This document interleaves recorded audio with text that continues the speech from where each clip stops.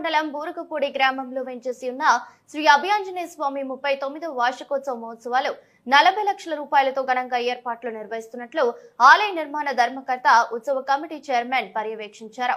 ఏర్పాట్లను కమిటీ సభ్యులతో కలిసి దగ్గరుండి పర్యవేక్షించారు. ఈ సందర్భంగా పెదకాపు మాట్లాడుతూ 39వ వార్షికోత్సవం సందర్భంగా స్వామివారి ఉత్సవ వేడుకలు రథ సప్తమి నుండి 8వ తేదీ వరకు జరగనున్నాయని, 8వ తేదీన అంగరంగ వైభవంగా వివిధ సంస్కృత సాంఘిక కార్యక్రమాలు, ఎగ్జిబిషన్ కార్యక్రమంతో పాటు భారీ బాణసంచాతో విద్యుత్ దీపాలంకరణలతో స్వామివారి ఉత్సవాలను నిర్వహించడం జరుగుతుందని ఆయన తెలిపారు.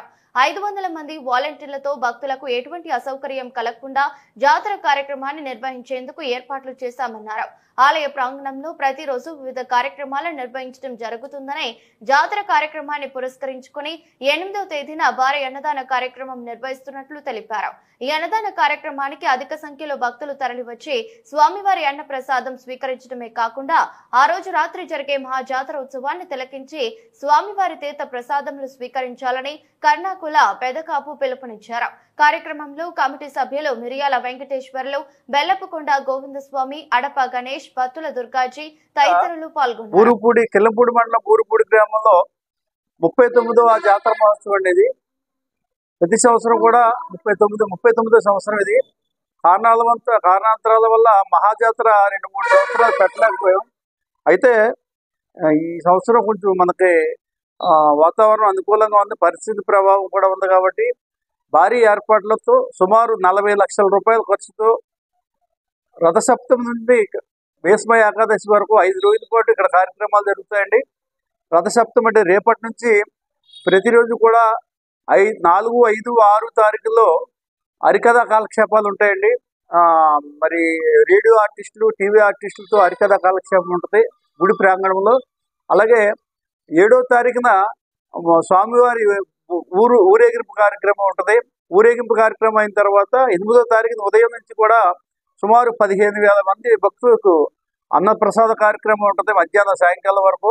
అదే రోజు రాత్రి 8 గంటల నుండి 2 గంటల వరకు మహాజాతర మహోత్సవం సుమారు ఒక్కరోజే 20 ప్రోగ్రామ్స్ మరి కండక్ట్ చేయడం జరిగింది.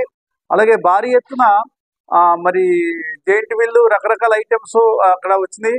ఎగ్జిబిషన్ కూడా పెట్టడం జరిగింది. ఎగ్జిబిషన్ కూడా పెట్టాం అప్పగారు ఎగ్జిబిషన్. అలాగే భక్తుల సౌకర్యార్థం రకరకాలుగా మరి వాలంటీర్లు 500 మంది వాలంటీర్లతో ఇక మరి ఇక్కడ రకరకాల ఆడవారికి కూడా ఇబ్బంది కలగకుండా ఉండడం కోసం వాలంటీర్లు ఎటువంటి అసౌకర్యం కలగకుండా టీ షర్ట్ కూడా చేశారు. మరి అందరు కూడా సొంతంగా ఊళ్ళో ఉన్నట్టు యువత చేత అందరి చేత కూడా ఒక టీ షర్ట్ ఇచ్చి వాళ్ళకి ఒక బ్యాడ్జీ, టీ షర్ట్, విజిల్, చేతికర్ర ఇచ్చి ఎక్కడ కూడా గొడవలు గట్ట ఏం జరగకుండా ఆడవారికి అసౌకర్యం కలగకుండా భారీ ఏర్పాట్లు చేయడం జరిగింది. కాబట్టి 50 మంది భక్తులు ఇచ్చేసి ఈ యొక్క కార్యక్రమానికి మరి తిలకించి స్వామివారి ఆశీర్వాదం పొందుతారని మరీ కోరుకుంటాం. జై శ్రీరామ్.